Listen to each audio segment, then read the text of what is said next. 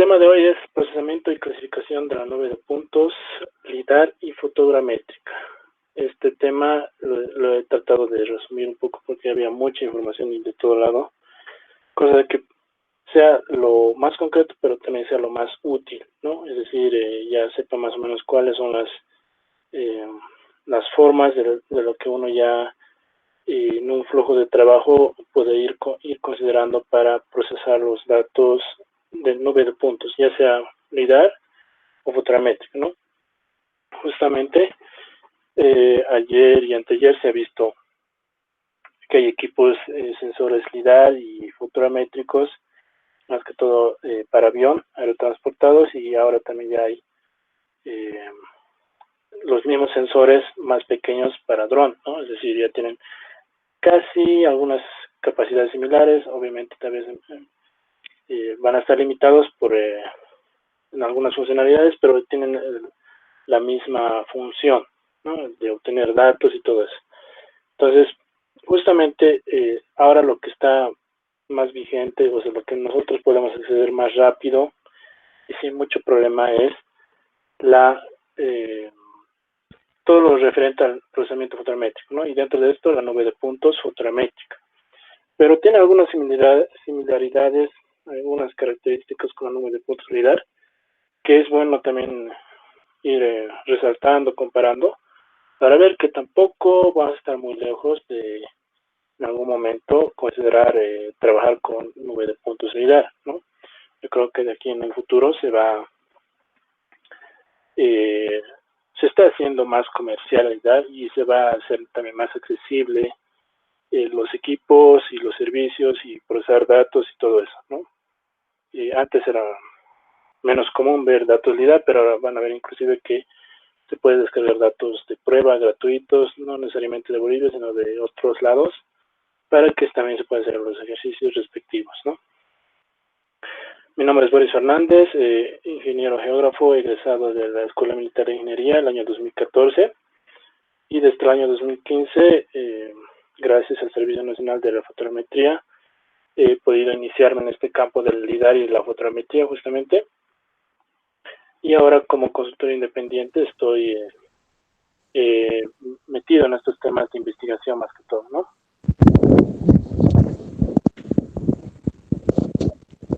Ya que vamos a hablar de LIDAR y fotografía, es necesario hablar inicialmente de las bases teóricas y un poquito ir comparando lo que es cómo se obtiene la información a partir de LIDAR y fotogrametría.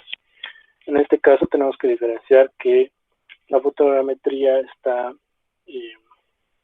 se basa en los sensores pasivos, es decir, los sensores que dependen de la luz externa para poder obtener la información de los objetos, ¿no? Ya sea el terreno para un vuelo fotogramétrico o inclusive para fotogrametría de rango cercano, tener luces sobre el objeto para que la cámara pueda obtener la información de forma adecuada.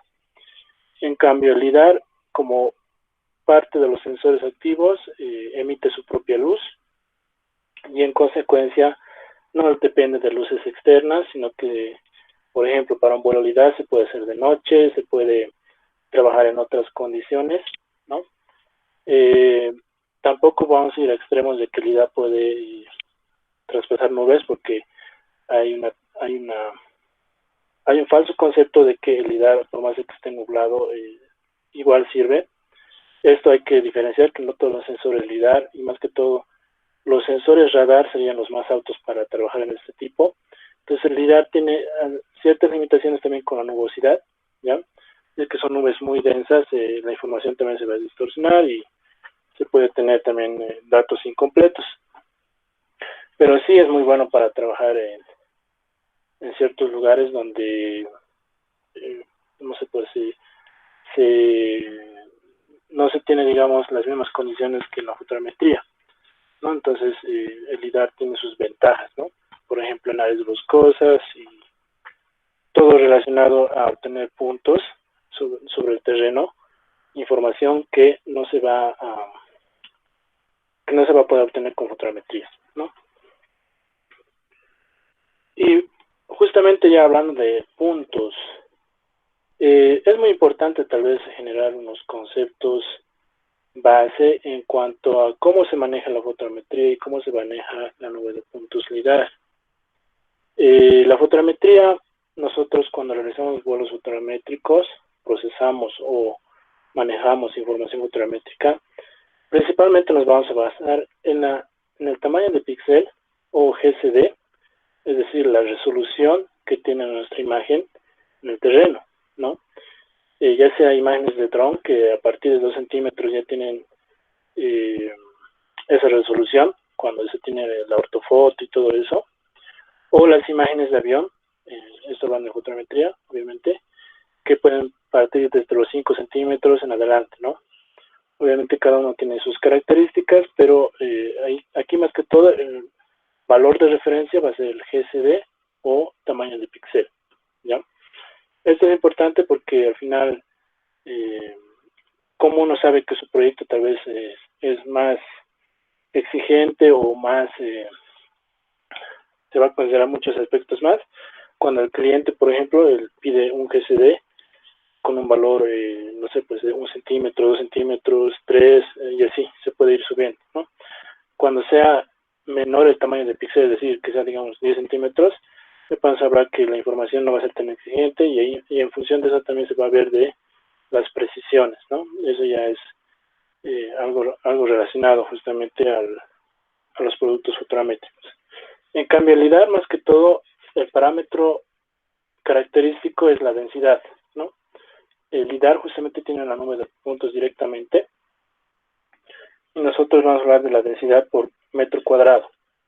¿Qué quiere decir? Si nosotros como usuarios de un proyecto LIDAR necesitamos 10 puntos por metro cuadrado, entonces en función de eso también va a estar el costo y todas las especificaciones técnicas, ¿no? Precisión, detalle, todo eso. Justamente, también se puede hablar de una densidad de nube de puntos por metro cuadrado en fotogrametría, pero en uno de los productos que sería la nube de puntos, ¿no? Es decir, la fotogrametría directamente no obtiene nube de puntos, sino obtiene más que todo las imágenes. El LIDAR, en cambio, obtiene la nube de puntos como producto principal.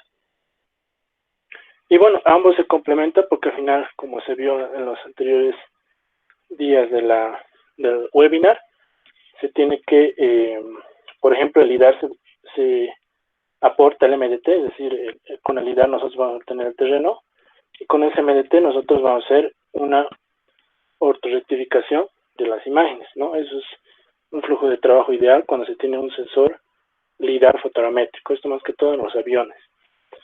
En cambio, cuando se tiene solamente fotogrametría, más que todo con drones, el MDT deriva de la fotogrametría misma y justamente genera el modelo para ortorrectificar las fotos.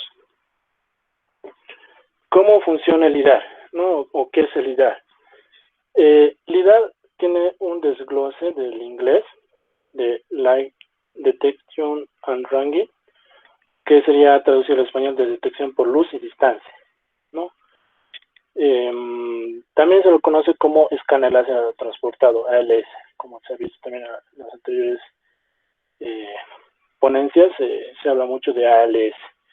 En este caso, el escáner láser transportado tiene varias consideraciones dentro del avión, ¿no? Más que todo el GPS y el IMU, que se ha ido hablando, justamente se ha explicado de forma general cómo es que funciona y qué componente dentro del sistema, o sea, cómo es que también tiene su representación dentro del sistema LIDAR, ¿no? El IMU y el GPS. Entonces, la idea es que se va a barrer el terreno y se va a obtener justamente la forma del terreno a partir de nube de puntos, ¿no? Obviamente esta nube de puntos georreferenciada, ajustada, con una precisión al centímetro. Los componentes, más que todo, aquí hay que resaltar, aparte del IMU que debe estar dentro de este dispositivo y del GPS, van a tener otros, de forma general, otros dispositivos para emitir y recibir la información, ¿no? Por ejemplo, el LIDAR es justamente un láser que obviamente nosotros no lo vemos, pero que se está disparando momento dado, y que ese láser va a estar rebotando después de un tiempo, un intervalo de segundos o milisegundos, de nuevo a la aeronave, capturando justamente esa información de distancias y tiempos para que la unidad que está aquí recibiendo vaya generando esa información y la vaya almacenando, ¿no? Es decir, el láser se emite así constantemente, es decir, el avión está volando sobre una línea de vuelo, el láser se emite y va rebotando, ¿no? Y se va recuperando ese láser que rebota en el suelo. Entonces esa información es la que va a servir para posteriormente manejar la nube de puntos. Justamente se hablaba del IMU, que tal vez es un poco necesario complementarlo a lo que se ha comentado en las anteriores ponencias, en el sentido de que se tienen, por ejemplo, cuando un avión está en movimiento,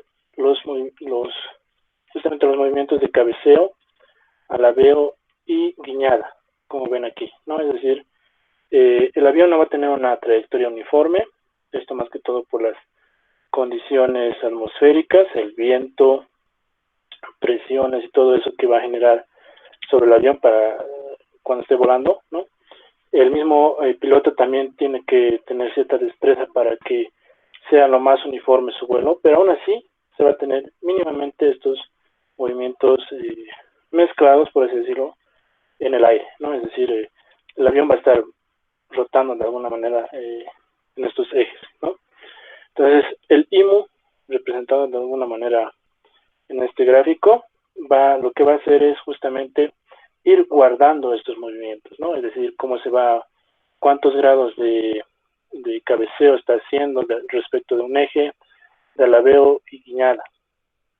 Con lo que esos datos que se van a ir guardando, posteriormente se van a combinar con los datos GPS, ¿no? Los datos GPS que son justamente cada segundo o cada medio segundo que se va obteniendo cuando el avión está volando, o el dron, también hay drones que tienen este mismo dispositivo, y se va a ir corrigiendo la trayectoria, es decir, justamente estos movimientos generan error en los datos, ¿no? Entonces estos datos se pueden corregir con estos datos guardados del IMU, y dentro de la trayectoria se van a ir combinando y corrigiendo, ¿no? Entonces la idea general del IMU, ¿no? Y algo más que les diría, algo más básico del IMU justamente estaría en nuestros celulares, ¿no? Ya que nuestros celulares, nuestros dispositivos inteligentes, los que tienen Android o iOS o todos esos celulares de la actualidad que manejan diferentes sensores, los mismos tienen una serie de sensores de acelerómetros, giroscopios, etcétera, que van a ir de alguna manera grabando estos datos, pero no necesariamente para compensar trayectorias ni nada de esto, sino justamente para que las aplicaciones funcionen de alguna manera más interactiva con nosotros, ¿no? Por ejemplo, cuando rotamos la cámara, cuando contestamos el teléfono, la pantalla se apaga y todo eso, ¿no? Es decir, ahí de alguna manera están estos sensores, obviamente más básicos, más sencillos, que van a permitir que se tenga una funcionalidad al celular. Entonces, hay una relación en que estos dispositivos son importantes, obviamente, y para la cuestión del avión son más caros, ¿no? Porque dan una mejor precisión y se trabaja de esta manera. En cuanto a cómo se obtienen los datos LIDAR, esto también es necesario mostrar porque al final no necesariamente es un barrido que nosotros no conocemos bien, sino que pueden haber patrones de escaneo que se van a ir inclusive, ¿qué les digo? Se van a ir de alguna manera representando en los datos que obtengamos, ¿no? Estos patrones se lo planifican, ¿no? De acuerdo al tipo de proyecto, también de acuerdo si el LIDAR permite este tipo de patrón. Hay algunos que son más simples, otros que tienen más opciones, por así decirlo, para hacer el barrido en el terreno, ¿no?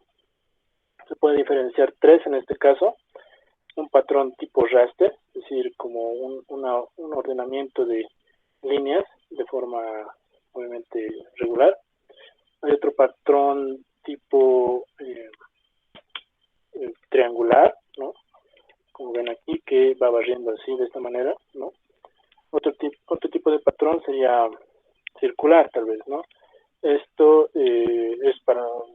esto es a lo que he visto en algunos sensores LIDAR, es más, bueno, los últimos sensores LIDAR, esta es su función mejorada, digamos, ¿no? De barrer de forma circular, ¿no? Entonces hay patrones de escaneo del terreno. Y también hablando de los multipulsos, ¿no? Es decir, se comentó algo, ¿no? Y aquí les dejo una forma gráfica más explicativa, por así decirlo, de cómo funciona un multipulso en el aire, o MPIA, ¿no? Y eso viene del inglés.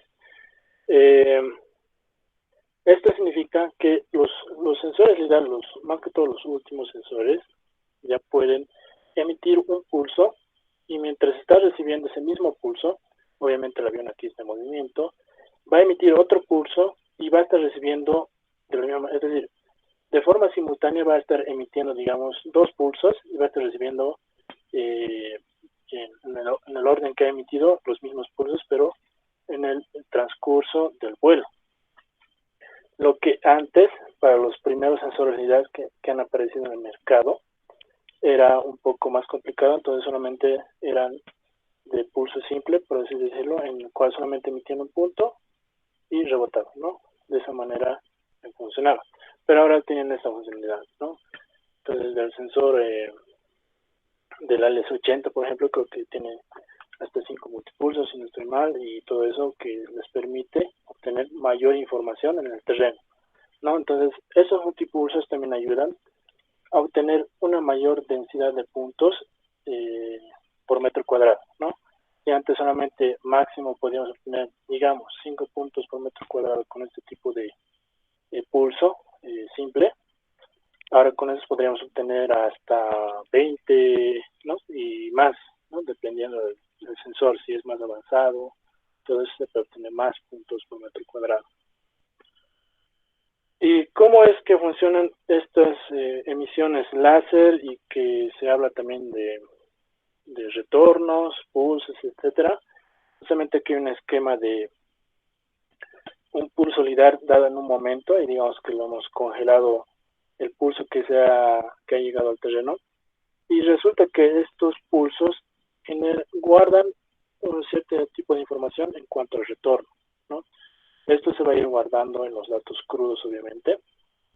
Es decir, el láser tiene una huella, como les digo, una huella de luz de más o menos 20 centímetros o más grande de radio, ¿ya? Imagínense un elemento circular ahí en el piso que tiene un radio considerable, que obviamente esto es invisible, y que está llegando en un momento dado a través de objetos, más que todo la vegetación, no necesariamente va a ser un objeto sólido, sino que ahí a través de las hojas va a estar pasando el láser, y que justamente para llegar al suelo, como último retorno, por así decirlo, va a volver hacia el avión con esos datos grabados, ¿no? Por ejemplo, aquí hay un primer retorno que está ahí justamente representado, y por aquí hay otro retorno y va bajando, y este es el último retorno, ¿no? Entonces aquí, como 3 retornos, ha generado este mismo pulso. Entonces justamente esta información sirve para trabajar posteriormente la nube de puntos en cuanto a clasificación y otros detalles de su ajuste, ¿no? Incluso para ruidos, etcétera. Entonces, el LIDAR es bien especial o diferenciable de la fotogrametría, porque genera otro tipo de información que dentro de la fotogrametría no se puede evaluar y considerar para procesar. Entonces aquí es lo que un poquito se podría hablar de cómo se diferencia, ¿no? Aquí tenemos otro ejemplo. El primer retorno siempre va a ser el retorno de más arriba, por así decirlo, es decir, con lo que primero choque el rayo láser o el pulso, y vaya almacenando esta información cuando vuelva al avión, ¿no? Entonces el último retorno siempre es en suelo. Entonces cuando es un suelo desnudo, podemos considerar que solo hay un retorno porque no ha habido ningún obstáculo que ha influido para que se genere más retornos. Y también hay que considerar que a veces se puede generar ruidos justamente por la cuestión atmosférica, cuando tal vez hay mucho vapor de agua o tal vez un poco de nubosidad que justamente distorsiona esto de los retornos, ya no genera buena información con lo que sería el suelo, ¿no? Entonces distorsiona completamente toda la información y hasta en cierto caso ya no se considera útil y hay que desecharlo para volver a volar, ¿no? Por ejemplo, y esto voy a rescatar justamente de mis años de experiencia cuando estaba en el Servicio Nacional de Aerofotogrametría, justamente esto es una captura de pantalla de los parámetros de vuelo, es decir, para una planificación de vuelo para un proyecto X, en el cual se tienen algunas consideraciones, ¿no? Aquí hay algunos gráficos que están resaltados con azul. Por ejemplo, aquí está el patrón de escaneo. Dentro del patrón de escaneo podemos hablar que es tipo triangular, es decir, que está distribuyendo de forma, como ven aquí en el gráfico. La densidad, se puede hablar en varios parámetros como la densidad media o la densidad más baja prevista de acuerdo a la planificación, desde 9 puntos o la densidad promedio de 12 puntos, ¿no? Esto va a ir variando en función de la topografía y de cómo se haya realizado el avión. ¿Qué quiere decir? Que si nosotros tenemos una planificación de vuelo, no necesariamente se va a cumplir esto al 100%, porque al final en el terreno pueden haber aspectos que hagan variar esta planificación y se tenga una densidad tal vez mayor, menor, pero dentro de unos rangos de confianza, digamos, ¿no? Y también se puede hablar inclusive de cómo va, algunos parámetros más técnicos, cómo va a ir captando la información, el sensor, ¿no? Un patrón triangular, como les decía, con un ángulo de apertura, una tasa de escaneo de 500.000 Hz, ¿no? Y otros parámetros, ¿no? Por ejemplo, la apertura, el field of view o campo de visión, que también se traduciría, es el cono con el cual el lidar va a estar barriendo, ¿no? En este caso de 24 grados va a ser su cono de apertura para ir barriendo. Se puede ampliar, los sensores lidar tienen un intervalo, es decir, digamos de 10 grados a 70 grados, por así decirlo. Esto se puede modificar, pero ya va en función de que uno cómo va a querer obtener su nube de puntos. Entonces la nube de puntos, si se tiene un cono más amplio, se va a ir dispersando, entonces no va a ser ya la densidad tan alta como un cono más pequeño, donde se va a ir centrando más el lidar y va a ir emitiendo más pulsos y se va a tener mayor densidad de puntos, ¿no? Esto es ya como algunos criterios que se van formando para generar una planificación de vuelo lidar fotogramétrico. Y nada, hay otras consideraciones como la velocidad y la altura sobre el terreno que también influyen en la densidad de puntos, ¿no? Entonces es importante que se va subiendo, se va bajando la velocidad o la altura, y aquí también se va a ir teniendo modificaciones automáticas, ¿no? Eso ya internamente el software lo maneja, pero todo automáticamente ya se tiene cuando se cambia algún parámetro. Y bueno, lo que más hemos ido tocando los temas es del lidar topográfico, y el primer día Capitán Vega hablaba también de que es necesario los lidares topobatimétricos, porque no necesariamente vamos a aplicar sobre superficie sólida, sino que también se puede aplicar sobre cuerpos de agua, ¿no? Esto también es importante porque al final es necesario este tipo de información batimétrica que se puede obtener a partir de un vuelo sobre un lago, sobre un río, etcétera, y obtener justamente esa información de los cuerpos de agua. Pero aquí la función es que, por ejemplo, los lidar topográficos más que todo manejan una longitud de onda del infrarrojo cercano, es decir, más o menos 1064 nanómetros. Esto ya es hablando dentro de un espectro electromagnético, cómo es que van funcionando los sensores LIDAR. Pero un sensor topobatimétrico está en la longitud de onda de 532 nanómetros, más o menos, que esto más que todo ya refiere a un tipo de longitud de azul y verde, ¿no?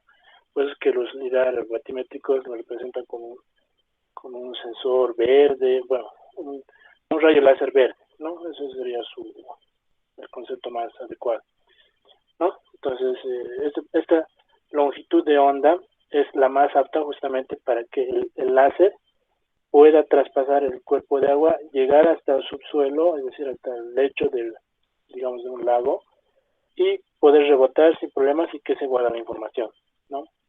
Justamente cuando se usa un LIDAR topográfico sobre un cuerpo de agua, lo que pasa es que se emite el láser, pero ya no rebota. Es decir, el láser se queda ahí, entonces ya no hay información grabada.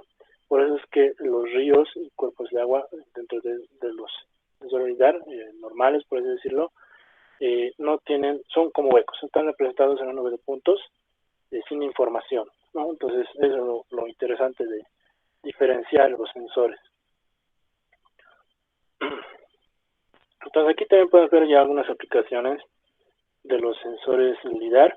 Por ejemplo, un sensor LIDAR normal o batimétrico, cualquiera de los dos, ya va a poder obtener información del terreno.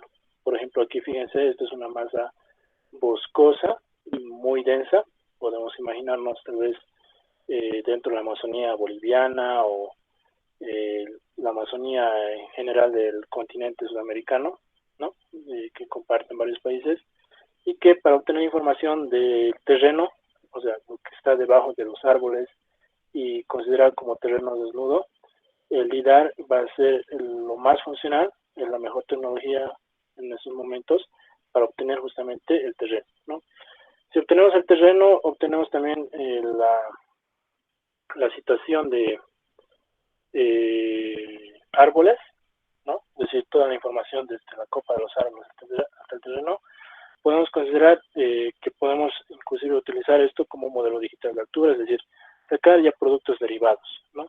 Esto ya es otro tema de análisis.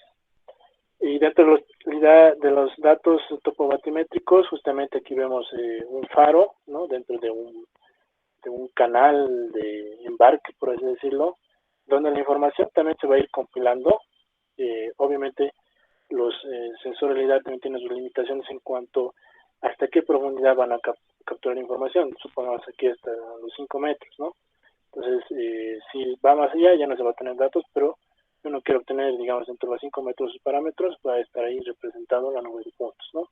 Entonces, ya se tiene ahí, obviamente, en el mercado varios, ¿qué les digo? Varios modelos, fabricantes y sensores que van a cumplir cierto objetivo, ¿no? Hay sensores multifuncionales, por así decirlo, sensores específicos para cierto tipo de proyecto. Entonces aquí ya se va desglosando las aplicaciones que se puedan obtener de acuerdo a lo que nosotros necesitemos, ¿no? Y la idea de que en futuro es comprarse un LIDAR, entonces tiene que ver a qué proyecto van a darle mayor enfoque para que sea útil a ese proyecto, ¿no? Porque no todos cumplen una función específica, ¿no? Algunos que son variados, pero limitados, obviamente, porque en esa variación ya pierden muchas características específicas. ¿No? Entonces se puede hablar muchos temas, pero aquí más que todo lo que quiero rescatar es que la nube de puntos ya se va de alguna manera representando gracias a estos sensores en cualquier tipo de superficie, ¿no? Agua, y cuerpos de agua y todo eso en bosques. Esto para tal vez complementar, es necesario hablar también de las precisiones, pero estas precisiones son también, ¿qué les digo? Son ideales, es decir, tal vez hechas en laboratorio o hechas por el fabricante con el cual justamente ofrece los equipos, pero que no necesariamente se van a cumplir al 100% ya en un proyecto porque ya no son condiciones ideales, ¿no? Por ejemplo, aquí la relación está justamente, la precisión está en función de la altura de vuelo. Fíjense, aquí vemos el primer gráfico, la altura de vuelo, ¿ya? 1000, 2000, 3000, 4000, hasta 5000 metros sobre el terreno, above ground level, ¿no? Y inclusive afecta cómo se abre el cono del lidar, en este caso a 40 grados está abierto. Y también en la parte, en el eje de la Y está la precisión estimada, donde nosotros vamos a ver de 0, 10, 20, etcétera, hasta 60 centímetros, donde está en función justamente de la altura, ¿no? Entonces, fíjense, si nosotros vamos volando más alto, la precisión igual se va a ir perdiendo, ¿no? En XY, por ejemplo, la línea punteada es una precisión. Esto más que todo, inclusive hay que diferenciar. No es lo mismo la precisión en XY sobre el nadir, es decir, sobre los puntos que van a estar debajo del avión, que los puntos que van a estar en los costados del cono imaginario que nos podemos plantear cómo va a estar barriendo ese sensor, ¿no? Inclusive también hay otras consideraciones que pueden afectar la precisión, como por ejemplo cuando se usa multipulsos o solamente se usa un pulso. Entonces ahí hay otras consideraciones, ¿no? El lidar, a comparación de la fotogrametría, es mucho más preciso en Z que en XY. En cambio, la fotogrametría es al revés, o es complementando esto. La fotogrametría es más precisa en XY que en Z. Entonces, de alguna manera, estos dos, cuando se los trabaja de forma conjunta, mejoran, ¿no? Obviamente, se complementan la precisión y se puede hablar de solamente al centímetro sus precisiones, pero que ya son muy buenas para los proyectos que se requieren, ¿no? Entonces aquí hay otros gráficos relacionados en función justamente de la altura, ¿no? Toda la precisión, vamos a hablar que está en función de la altura. Y esto es para un modelo específico, ¿no? Otros modelos dentro de las especificaciones del fabricante, como Leica, hay otras empresas europeas como Riel y Optec, que para sus sensores igual sacan estas especificaciones como catálogos, ¿no? Como cualquier producto uno puede obtener su catálogo y ver justamente, analizar cómo es que funcionan sus equipos, ¿no? Algunos supuestamente son más precisos en XY, otros en Z, entonces se puede comparar. Esto se puede consultar justamente. Y ya vamos entrando a lo que son la nube de puntos, es decir, ya vamos viendo los resultados de toda esta parte teórica que les he ido mostrando. Por ejemplo, uno de los resultados de la nube de puntos, LIDAR, es justamente las curvas de nivel, ¿no? Las curvas de nivel se pueden obtener de esta forma, de forma cruda, entre comillas, a partir de la nube de puntos, o también se las puede editar, ¿no? O se las puede suavizar, etcétera. Esto ya son parte de los procesos cartográficos. Entonces la nube de puntos genera, bueno, como intermedio el MDT y por último generar las curvas de nivel, ¿no? Otra de las aplicaciones está también dentro de las líneas de transmisión, que esto es común, ¿no? Para los sensores LIDAR, aplicar este tipo de trabajos para proyectos eléctricos.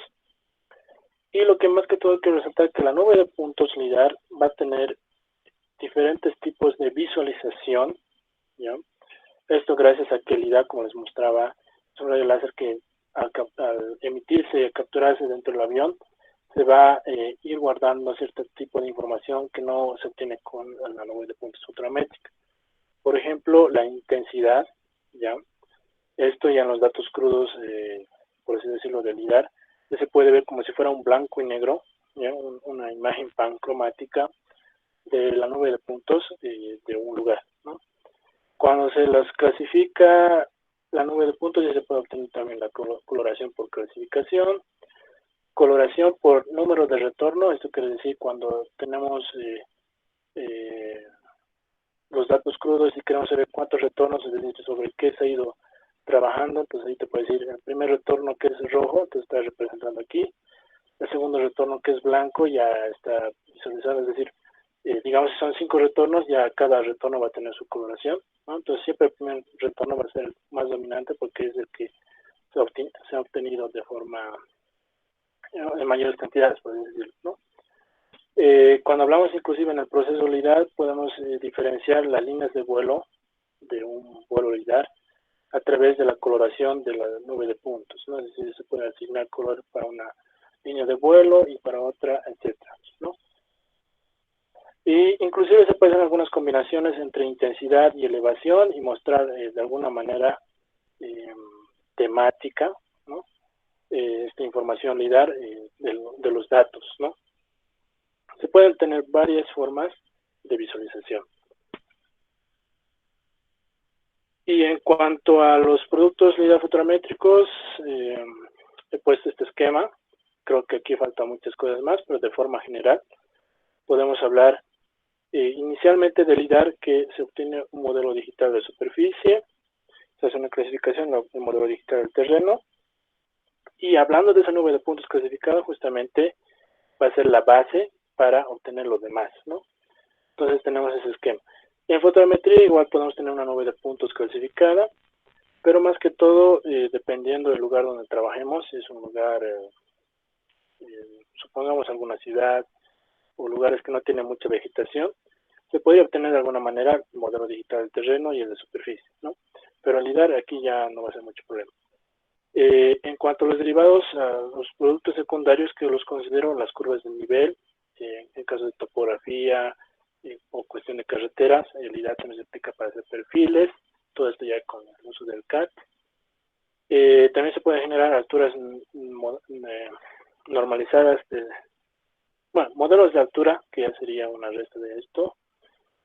Después, lo que es más complejo justamente está aquí en la punta, es decir, que a partir de toda esta base vamos a poder generar otras cosas con valor añadido, como por ejemplo en el estudio forestal, inventarios forestales, biomasa, estudios multitemporales, cartografía y catastro están aquí en la cúspide, porque al final viene todo un proceso largo de generar información y justamente son los más caros. Por ejemplo, catastro creo que es uno de los proyectos que genera mayor movimiento económico, porque desde el procesamiento, desde el levantamiento de los datos hasta la generación de los resultados, es decir, información catastral y todos esos complementos que se ven en estos proyectos, se tiene una mayor demanda económica, una mayor demanda técnica y cuestión de tiempos, procesos se va exigiendo, ¿no? Entonces, esto es ahorita la mayor referencia que les podría dar en cuanto a cómo se van utilizando los datos. Hablemos un poco de la nube de puntos clasificada. Justamente la nube de puntos ya lo podemos hablar como dentro de los formatos de archivos manejables, es decir, el formato LAS es el archivo que nosotros vamos a manejar para compartir los datos o trabajar los mismos dentro de los programas, ¿ya?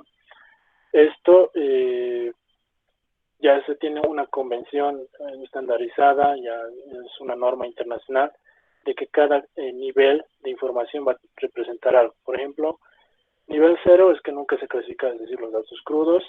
Nivel 1 es lo por defecto, es decir, lo que dentro de la clasificación no se asigna todavía. Nivel 2 puede ser el terreno mismo, ya este café que ven aquí de fondo. Y así sucesivamente se da niveles a los elementos como los edificios, vegetación y otros, ¿no? Si se quiere tener más detalles, se puede llegar a otros. El modelo digital de superficie justamente es lo que nosotros podemos obtener ya sea con fotometría o con LIDAR, ¿no? Porque es decir, va a ser modelo desde los elementos de arriba hasta el suelo, ¿no? Entonces, esto es un ejemplo solamente ya consolidado del modelo digital de superficie. Otras aplicaciones puede ser justamente que a partir de la nube de puntos, esto ya no vamos a hablar mucho de si es LIDAR o fotométrico, eso ya dependiendo de la aplicación que usemos con cualquier sensor, se puede hacer un modelamiento de las estructuras, ¿no? Esto a través de los modelos que se van generando en programas específicos, ¿no? Entonces, hay niveles de detalle, todo eso, que se pueden generar a partir de la nube de puntos, ¿no? Esto ya sería como un derivado de la nube de puntos. Por ejemplo, tenemos una nube de puntos clasificada, ¿ya? Y en el software, por ejemplo, en esto, hablando de TerraSolid, se lo puede hacer, bueno, después de que está bien clasificado, obviamente, se lo puede generar automáticamente lo que sería la huella del edificio o el modelo 3D de esa nube de puntos, como ven aquí, para generar justamente esta geometría en línea, ¿no? Es decir, van a ser polígonos que se van a ir dibujando en el CAD, pero de forma automática, ¿no? Y en la cuestión fotométrica sucede lo mismo. Si tenemos nuestro modelo 3D, en la nube de puntos, de alguna manera, si se tiene buena clasificación, se puede generar estos elementos ya separados, ¿no? Diferenciados, que es interesante porque al final todavía en nuestro medio no se da la aplicación adecuada a la nube de puntos. En este caso, lo que mayor utilizamos es la fotométrica.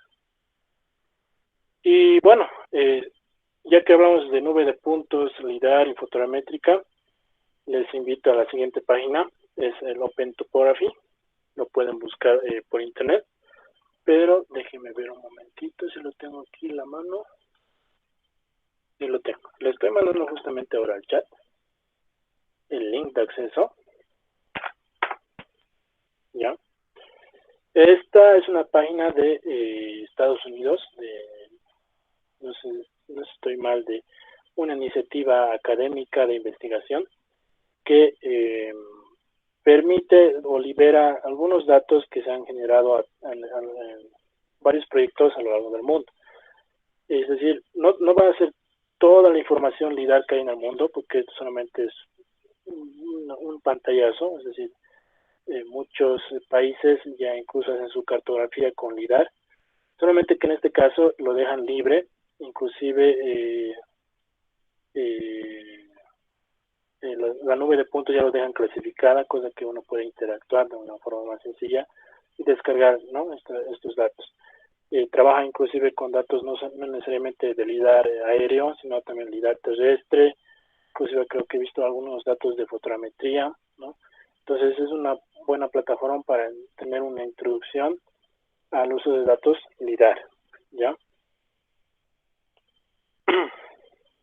Estos son.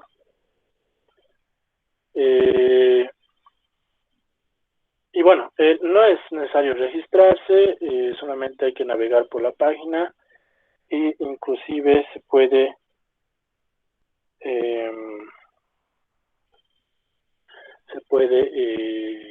les digo, descargar los datos consultándolos. Hay algunos que son privados, como aquí dice, Private Dataset, que no se los puede descargar, no son privados, pero otros que la mayoría son libres, están ahí como nube de puntos o como raster y así en otros formatos similares. Lo que ahorita les manda el link de esta página, por ejemplo, está en el chat del Google Meet. Ojo, ya no hay otro grupo, sino que más que el chat del Google Meet. De ahí ya les manda el link. Si quieren pueden revisarlo. Está ahí en el chat de lo que se comenta en Google Meet. ¿Ya? Ojo. Y bueno, el software de procesamiento, algo que nos interesa justamente para entrar a este tema de procesamiento de la nube de puntos. Hay varios software. Por ejemplo, el más conocido es el TerraSolid, ¿ya? Esto he visto que ya se está haciendo más conocido. Antes no era tan conocido, hablando de hace 3 años, 4 años. Esto solamente lo he visto en la SNA, pero he visto ahora que hay páginas que ya hablan de inclusive servicios de capacitación, ¿no? Y obviamente yo les voy a mostrar un demo de esto. Y hay otros softwares gratuitos como Fusion, ya, esto es un buen programa, pero que hay que saber un poquito de programación para usarlo. Ya, esto se instala normal en un Windows, pero para hacer una rutina de clasificación de puntos hay que incluir, hay que jalar los datos y hacer un comando para que esto reconozca y lo trabaje, ¿no? No es tan directo como los softwares que nosotros conocemos, que ya está todo con botones y solamente es apretar un botón, sino que esto va parte de comandos, ¿no? Y hay otros más como QuickTerrain, FugroViewer. Aquí hay uno como es el Global Mapper. El Global Mapper, ustedes se pueden descargar una versión trial de 14 días pesa más o menos 205 megas, no sé si han escuchado alguna vez del Global Mapper. Es un buen software, ya que en estas últimas versiones, a partir de la 16, si no me equivoco, ahora está en la 21, ya tiene un módulo de LIDAR, ¿no? Es decir, ya se puede trabajar la información LIDAR para clasificar y hacer otros tipos de análisis, ¿no? Y este del Fusion, justamente voy a ver si aquí lo tengo en la mano, les estoy mandando ahorita el link al chat del Google Meet. Uno es del Fusion y el otro es del Global Mapper. Esto con la finalidad de que también lo puedan ver, porque ya esto parte de de otra sesión, digamos, de usar estos programas, porque al final es amplio, ¿no? El tema de clasificar de los datos es amplio. Entonces, esto ya parte inclusive de otro curso, porque hay que ver otras consideraciones más, etcétera. Pero ahí les dejo, porque al final ya la información en cuanto al uso de esto ya es de alguna manera libre, en YouTube, en canales de videos, también en Facebook, donde se publican ciertos tutoriales gratuitos del uso de estos datos, ¿no? Y nada, aquí les dejo algo general de cómo es que más o menos esto es una pauta igual, que no necesariamente se cumple a rajatabla, es decir, no es obligatorio, porque ahí siempre puede haber más pasos, se puede modificar algo, como flujo de trabajo dentro de lo que sería el procesamiento de datos LIDAR, ¿no? Clasificar el terreno, clasificar los cables, es decir, los puntos que ahí van formando cables, estructuras aéreas, calcular la altura sobre el terreno. Esto es como un comando que te va a generar.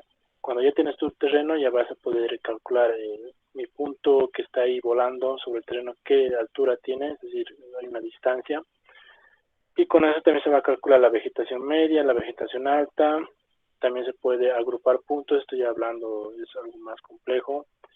Y clasificar los grupos agrupados dentro de ciertas rutinas, es decir, aquí ya se maneja mucho lo que es la clasificación automática, pero de acuerdo a criterios, ¿no? Entonces, no es, para algo manual esto no es fácil, ¿no? Entonces, ya aquí los softwares van volviendo más complejos para hacer una clasificación de la nube de puntos. Y esto es para LIDAR, ¿ya? Esto tómalo en cuenta, porque vamos a ver algunos puntos similares más adelante para la cuestión fotométrica. Por ejemplo, en la cuestión de un flujo de trabajo fotométrico, lo que yo quiero resaltar más que todo es que dentro de la generación del tema, el ortomosaico, está la generación de la nube de puntos densa, ¿no? Que está aquí. Que esto es lo que nosotros podemos rescatar y llevarlo a otro lado. Es decir, queremos clasificar la nube de puntos densa, lo podemos exportar en formato LAS, como les decía, en otro programa más especializado, trabajar. Por ejemplo, todo este flujo de trabajo es en Metashape. Entonces, en Metashape sí tiene las herramientas, les voy a mostrar más dato, pero todavía sus herramientas no generan un resultado al 100% en cuanto a la clasificación. Esto es un ejemplo de lo que se puede hacer en Metashape, ¿no? La nube de puntos dispersos, la nube de puntos densa, justamente lo que nosotros podemos exportar dentro de los productos que genera Metashape, ¿no? Y obviamente ya a partir de esto se pueden generar otros tipos de productos, el ortofoto, el DEM y otros más, ¿no? Entonces, en el Metashape se puede trabajar algo de esto. Entonces, ¿qué consideración tenemos que tener con la nube de puntos fotométrica? Como les dije, hay ya varias diferenciaciones con la nube de puntos LIDAR. Si bien ambos representan justamente esa nube de puntos, dentro de esos datos que tienen estos puntos ya no es lo mismo, ¿no? Más que todo, la nube de puntos fotométrica es mucho más densa que la nube de puntos LIDAR. Como les mostré, la nube de puntos LIDAR se puede configurar dentro del plan de vuelo. Digamos, yo quiero obtener 5 puntos por metro cuadrado. Entonces, el LIDAR te lo va a obtener esos 5 puntos, ¿no? En cambio, aquí ya no se puede controlar eso. La nube de puntos va a ser derivada de las fotografías. Entonces, las fotografías ya generan algo mucho más denso, como, no sé, pues 100 puntos por metro cuadrado o algo más. Entonces, Como ya es mucho más denso, esto ya tampoco es muy manejable en cuanto a procesamiento, ¿no? Esto más que todo en datos que se ha visto en las fotografías aéreas de avión, que son obviamente fotografías mucho más pesadas. La nube de puntos densa de estas fotografías ya es muy difícil de manejar. Tal vez las fotografías de dron todavía son más livianas y generan una menor densidad de puntos, ¿no? Inclusive hay una cuestión de ruidos, ¿no? Estos ruidos se refiere a que hay puntos que no pertenecen a ningún lado, es decir, no pertenecen a casas, a árboles, al suelo.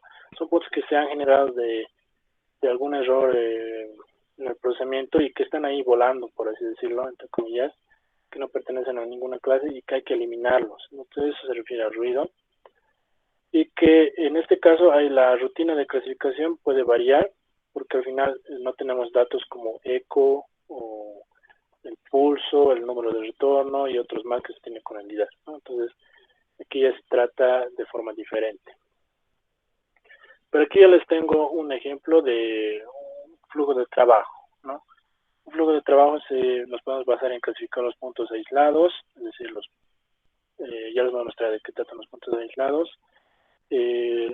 Clasificar la superficie potencial, ya es otro tema igual, de suavizado, de afinar, y bueno, son otros términos tal vez un poco técnicos, pero ya les voy a mostrar con los gráficos. Y por último, recién se clasifica el terreno, es decir, se hace un preproceso, una adecuación de los datos de la nube de puntos densa fotométrica, y de ahí recién se va generando las clasificaciones de terreno, vegetación y otros más, ¿no? Como casas, etcétera. Por ejemplo, aquí tenemos los datos crudos, fíjense. Esto puede ser como un perfil de la nube de puntos fotométrica, donde aquí hay un árbol, aquí hay una casa, ¿no? El suelo, por ejemplo, donde fíjense hay ciertos ruidos, ¿no? Estos ruidos también pueden ser por elementos que se han obtenido dentro de la fotometría, como sombras y todos esos aspectos que generan ruidos. Entonces, por ejemplo, la densidad puede variar desde 200 a 500 puntos por metro cuadrado, y eso ya es mucho, hablando, imagínense, si hablamos, digamos, de 10 puntos por metro cuadrado para un proyecto de 1000 hectáreas, entonces es una información que ya es difícil de manejar con una computadora simple, ¿no? Y más que todo difícil de manejar dentro de una institución, porque se tiene ya varios técnicos, procesadores que tienen que distribuirse este tipo de información, y obviamente los tiempos de procesamiento, solamente decir que el programa te lo trabaje, igual tarda más, ¿no? Y más que todo, como le decía, los puntos fotométricos no generan datos debajo de la vegetación. Por ejemplo, debajo de un árbol no se va a poder generar en el suelo. No es como la idea que de alguna manera te lo traspasa y rebota y hay información ahí el suelo, ¿no? Entonces aquí la fotometría no te da eso. Entonces tenemos esas consideraciones, ¿no? Ruido, mayor densidad y pérdida de información en vegetación. Esto es parte de una rutina. Hay que ver varios pasos de la rutina. Es una rutina. ¿Qué significa en este caso? Vamos a hablar de un número de pasos a seguir. Cada paso es un proceso específico con sus configuraciones y todo eso, que va a pertenecer a un macro, así se denomina a un conjunto de rutinas o pasos, que va a generar justamente de una nube de puntos sin clasificar, se va a generar a una nube de puntos clasificar, ¿no? Entonces eso es parte de una rutina. Por ejemplo, esta rutina se llama clasificar los puntos de la superficie, ¿no? Entonces lo que se está haciendo es generar la superficie potencial. ¿Qué quiere decir? La superficie que es la más adecuada o la que es la real. Porque los puntos blancos que están viendo alrededor de esos puntos lilas es justamente el ruido. Entonces esos puntos no son superficie, no son nada, son ruido. Entonces se la genera esta superficie potencial y los demás se los va a eliminar. Otra rutina es suavizar los puntos, ¿no? Lo que hace es, de estos puntos que están ahí un poquito dispersos como si fuera ruidito, ahí vamos a hablar entre comillas como ruidito, la superficie suavizada lo que va a hacer es ya un poquito lo vamos a mejorar, ¿no? Entonces ahí se nota la diferencia entre una superficie cruda y una suavizada, por así decirlo, ¿no? Otra rutina dentro de todos estos pasos que hay que cumplir para una clasificación está rescatar los puntos más importantes dentro de la nube de puntos cruda. Es decir, ya hemos obtenido la superficie potencial, ya hemos suavizado, y aún así vamos a ir quitando todavía puntos porque no todos no nos van a servir. Al final necesitamos como filtrar los puntos, y los que van a ser más importantes se los va a guardar y esto se los va a desechar, ¿no? Perdón, esto sí, perfecto. Ahora, un ejemplo que ya le he preparado, les voy a mostrar justamente ahora, es aquí. Esto es, por un lado, solamente es un demo, ya no va a ser completo porque al final esto, como les digo, es un tema amplio, pero ya los pasos les he dejado de alguna manera de forma general. Por ejemplo, vamos a abrir tal vez, vamos a ver si está disponible. Este ejemplo yo lo muestro en todos los lados, en todas las veces que expongo fotometría, porque aquí tengo muchas cosas que rescatar, entonces es de alguna manera útil para hacer los demos, es decir, hacer las demostraciones para cosas específicas. Bueno, está cargando. Entonces lo que voy a mostrar es ahorita la nube de puntos.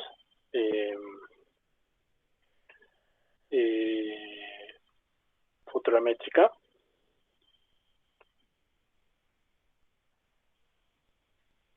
Que sería justamente esta de aquí. La nube de puntos es justamente una conformación de puntos con una alta densidad que va a formar los elementos en 3D, ¿no? Entonces, esa es la nube de puntos fotométrica. Pero, ¿qué consideraciones nosotros ya podemos ir adicionando a esta nube de puntos? Por ejemplo, esta nube de puntos, cuando yo, en el programa que ustedes manejen o que vayan a manejar en el futuro, por ejemplo, el Metashape, que es este programa que les estoy mostrando, tiene ya herramientas para clasificar la nube de puntos, ¿no? Entonces, aquí no tengo ninguna clasificación, pues está en plomo, todo está en plomo, y si estuviera clasificado, lo que pasaría es que, de acuerdo al formato LAS, a lo que se han estandarizado por niveles, por ejemplo, el terreno va a salir ya café, ¿no? Y así todos los elementos van a salir con colores. La herramienta para clasificar la nube de puntos justamente está en la barra de herramientas, en Tools, Dense Cloud, y se puede clasificar los puntos de terreno, clasificar los demás puntos, borrar la clasificación, es decir, esto no significa que lo va a borrar los puntos, solamente la clasificación. Y así podemos trabajar en una clasificación manual o semiautomática, ¿no? Ahí hay que diferenciar. En este caso no está clasificado, ¿ya? Pero ya hablando de un poco algo más específico, podemos mostrar tal vez esta rutina. Esto ya es un poco más avanzado. Justamente, ahí vamos a ver. Lo tengo ahí a la vista. A ver. Aquí está. Ya. Entonces, esto es un ejemplo, una demostración solamente de lo que se puede hacer con herramientas mucho más avanzadas. Fíjense, este es el mismo proyecto, solamente que ya se tienen varias consideraciones en cuanto a la clasificación. Ahorita no podemos apreciar mucho porque ya está con colores, pero si nosotros vemos,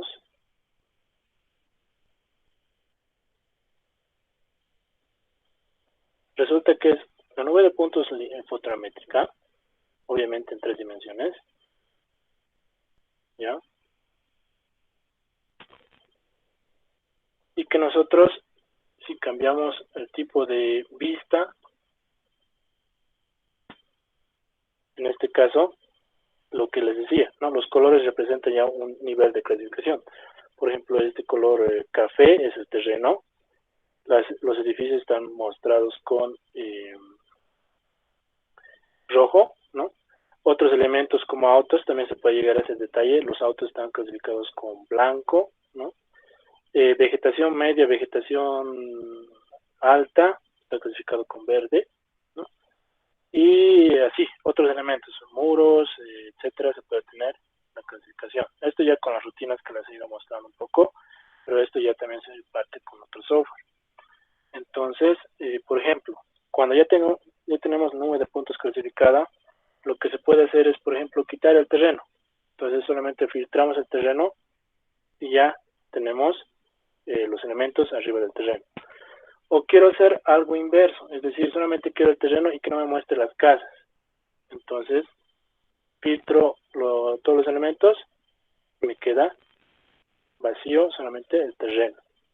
Entonces, esto ya es un nivel un poco más avanzado de ver la clasificación, porque ya los softwares para este caso ya no están disponibles al 100%. Y sobre esto inclusive se puede trabajar lo que les mostraba, la vectorización de los edificios de forma automática. Esto ya serviría más que todo para hacer catastro y todas esas situaciones más complejas, ¿no? Y nada, se tienen las herramientas libres, no sé, dependiendo si ustedes tienen algún conocimiento en el uso de herramientas fotométricas, se puede usarlas. El Pix 4D, por ejemplo, tiene las mismas opciones de clasificación. No lo he usado mucho, pero creo que da buenos resultados de clasificar la nube de puntos, pero es un poco más tedioso.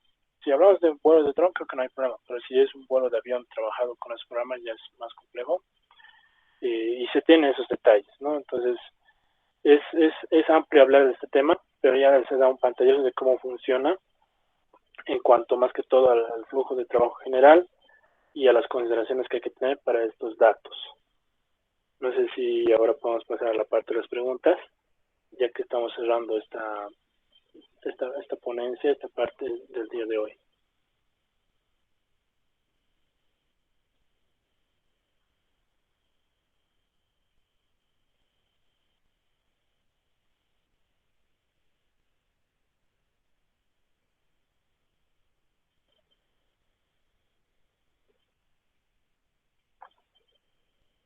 Esto, al igual que los otros días, igual va a estar grabado para que lo puedan ver. Y justamente antes que me olvide, también les iré mostrando lo que yo tengo. Ya del día 1 ya está compilado el video, solamente faltaría las presentaciones. Del día 2 de la misma manera, y lo que ahora se está grabando igual va a estar libre en estas carpetas. No sé si va a haber algún problema en cuando yo vaya subiendo los datos aquí, las diapositivas. Tal vez no se actualizan, así que les voy a tener que mandar un nuevo link. Pero mientras tanto ya les puedo ir compartiendo los 2 primeros días al chat del Google Meet. ¿Ya? Estoy compartiendo. ¿Ya? Ya, aquí hay una pregunta. ¿La idea atraviesa las hojas de los árboles o se filtra por los espacios entre las hojas? Generalmente se filtran entre los espacios, ¿ya? Pero se ha visto que también hasta cierto punto pueden atravesar, ya sea dependiendo la densidad del elemento o del objeto por el cual está pasando.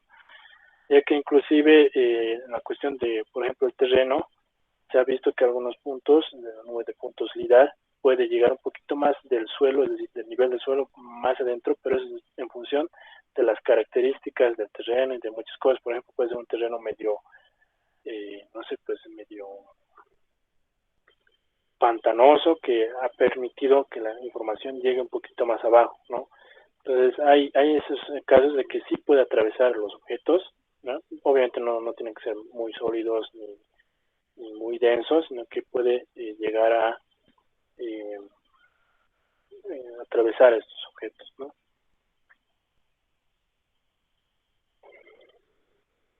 ¿Algún detalle más?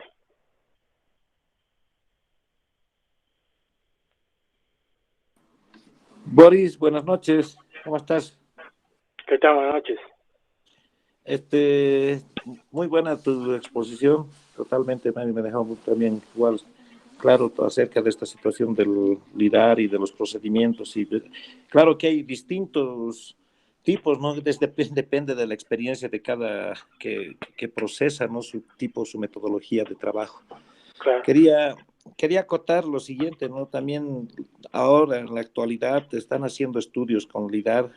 No sé si has llegado a tocar este punto, pero un poquito, unos 10 minutos me atrasé, acerca de ya que el láser está dentro del espectro electromagnético, en lo que se llama el infrarrojo, está en el infrarrojo medio.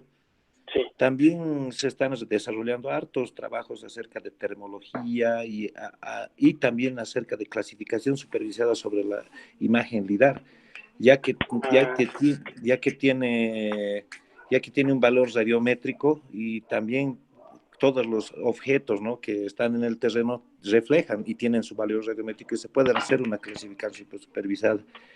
sí. Asimismo, en otros países también los voy a colocar en una revista, ya desde hace unos 2 años, si no me equivoco, están haciendo la exploración con LIDAR en lo que es la parte del oro, ¿no? En los ríos, ¿no? Lo que son las cabeceras de ríos, en los meandros ya abandonados, ¿no? Entonces, se está haciendo ese tipo de trabajo y sería muy interesante, ¿no? Para todos los que quieran, digamos, incursionar en eso, ¿no? Y también nosotros vamos a tal vez realizar esos estudios para que poder trabajar, ¿no? Ya creo que es un poquito más adelante, vamos a ver en otros webinars para poder explicar y darles más a detalle, ¿no? Boris. Claro, claro, se puede hablar de temas en específico, ya Mm, que, como han visto, estos 3 días no han sido suficientes para muchas cosas que se comparten y justamente generan más dudas para que así también conozcan a detalle, ¿no? Entonces, eh, por ahora yo creo que se deja un buen pantallazo, pero yo creo que también es necesario de aquí en adelante complementar mm. esto. Más bien agradezco su participación, Cristian, para que se pueda en un futuro igual organizar algo similar. Entonces estamos en eso, ¿no? Estamos justamente armando esos contenidos para que se vea desde el mínimo detalle, ¿no? Desde el programa en sí, todo eso, el proceso, el flujo de trabajo, para que se pueda obtener hasta el resultado final. Y sí, lo que hablaba, por ejemplo, el capitán aquí compartido, justamente estaba buscando hoy día algunos artículos relacionados que no necesariamente con la geometría de la nube de puntos, es decir, con lo que les he ido mostrando, porque al final esto solamente se basa en la geometría de codificación, sino que también en la parte radiométrica nos podemos ayudar en clasificar la nube de puntos, en este caso en fotométrica. ¿Y qué significa la información radiométrica? Es decir, la información que se almacena como color, ¿no? Como valores de tonalidades, por así decirlo, dentro de las fotografías, y que esas fotografías le van a dar justamente, eh, como vemos aquí, le van a dar el color a la nube de puntos, ¿no? Entonces, inclusive se está viendo la factibilidad de usar, en este caso, si se tiene un sensor multiespectral como el RGB y NIR, se puede generar un índice NDVI, y con ese índice se puede manejar la clasificación. Por ejemplo, aquí hay un ejemplo de que con NDVI y todos esos colores ya se puede diferenciar ciertos aspectos que en una clasificación común, vamos a hablar entre comillas, ya no se nota, sino que se pueden generar otras cosas más, ¿no? Y eso es interesante porque al final lo que se necesita en la actualidad es mejorar estos flujos de trabajo dentro de un flujo de trabajo fotométrico o LIDAR o ambos, para generar los productos de forma más detallada, con mejor calidad y en menor tiempo, ¿no? Eso. Y bueno, aparte también comentarles que ahorita me están llegando ya las solicitudes de acceso a la carpeta. Entonces lo que resulta es que yo también les voy a conceder a todos. Esto es una cuestión de que sí o sí pide permisos para acceder a estos videos. No se preocupen, yo les voy a estar mandando desde ahora hasta más tardecito, para que ya tengan acceso a los 2 videos, y esto ya se va a guardar automáticamente y ya también los voy a poder compartir. Entonces, faltarían algunos detalles, pero ya tienen ahí la información base de todo este webinar. No sé si hay alguna pregunta más. Ya, sí. Según su experiencia en trabajo, en cuanto a lidar para avioneta y lidar con dron, ¿en precisión tiene mucha diferencia? He visto, hay un dron que está ofreciendo Riel, el Minibook, algo así, que creo que tiene una presión de hasta 10 centímetros en X, Y y Z, pero que genera buenos resultados al final. Creo que eso se puede manejar dentro de los parámetros de los proyectos de forma general. Sí hay diferencia con el lidar de avión, porque también hay cuestiones en cuanto a la plataforma y las tecnologías que están incluidas, aparte del sensor lidar, como el IMU y el GNSS, que hay que considerar, pero que da buenos resultados. Entonces, hay que ver, más que todo en este caso, lo que interesaría más tal vez diferenciar es cómo obtienen la nube de puntos, porque tienen diferentes tipos de barridos y ahí también sí influiría la precisión, pero en su limitación en cuanto a cantidad de puntos también se puede ver ese tema, ¿no? Son todavía sensores pequeños que tienen limitaciones en cuanto al escaneo del terreno, que todavía no son comparables con el lidar aéreo, pero que sí sirven para una funcionalidad más pequeña, digamos, ¿no? Proyectos más pequeños o que no sean tan exigentes de acuerdo a la finalidad que tengan. Y sí, está todo en función de la altura de vuelo. La precisión está en función de la altura de vuelo, como se ha mostrado. Bueno, no sé si hay algo más y creo que, bueno, espero haberles ilustrado un poco y también dado más pautas y nuevas luces en su búsqueda de conocimiento. Y nada, les agradezco por participar en este ciclo de conferencias, y también a Cristian Vega y a José Luis, que están por ahí, ¿no? Y a ustedes como asistentes por estar interesados justamente en las temáticas que no son muy conocidas o que tal vez son, que les digo, que están en proceso de conocerlas, ¿no?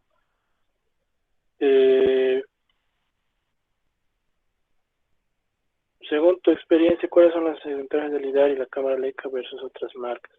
Bueno, eso de las otras marcas no he visto mucho, pero habría que entrar en un tema específico porque al final los otros lidares manejan otros parámetros también en cuanto a ventajas, o sea, cada lidar tiene su característica y también tiene sus ventajas y limitaciones. Entonces otros te van a mostrar que tienen más cosas buenas, pero también tendrían menos cosas comparándose, ser relativo con otro modelo de lidar, ya se van a ir comparando y entonces ya hay entre ventajas y desventajas, entonces un más menos, ¿no? Que te pueden restar, te pueden sumar. Por ejemplo, los lidar de Riel, supuestamente, eso no lo he visto, genera menos ruido, ¿no? Pero hay que hacer pruebas de campo y tal vez hay que ver con los expertos, los fabricantes en sí, que te ofrecen todas las características en detalle para comparar realmente si el de Leica es bueno para tal cosa o tiene limitadas las funciones para una cosa o así, ¿no? Entonces es un poco amplio este tema, pero Leica, hasta donde yo he visto, tiene buenas características, y más que todo dentro de su flujo de trabajo, que se acopla bien con la cámara, entonces es óptimo, ¿no? Entonces ya se ha optimizado esto con los años y se tiene buenos resultados. Bueno, gracias y nos damos por concluido la sesión de ahora y les agradezco por su atención del día de hoy y nos vemos hasta la próxima. Les voy a ir escribiendo a sus correos individualmente con toda la información en cuanto a los datos de las exposiciones y los certificados, y en esta semana por favor van a tener las novedades. ¿Ya? Muchas gracias.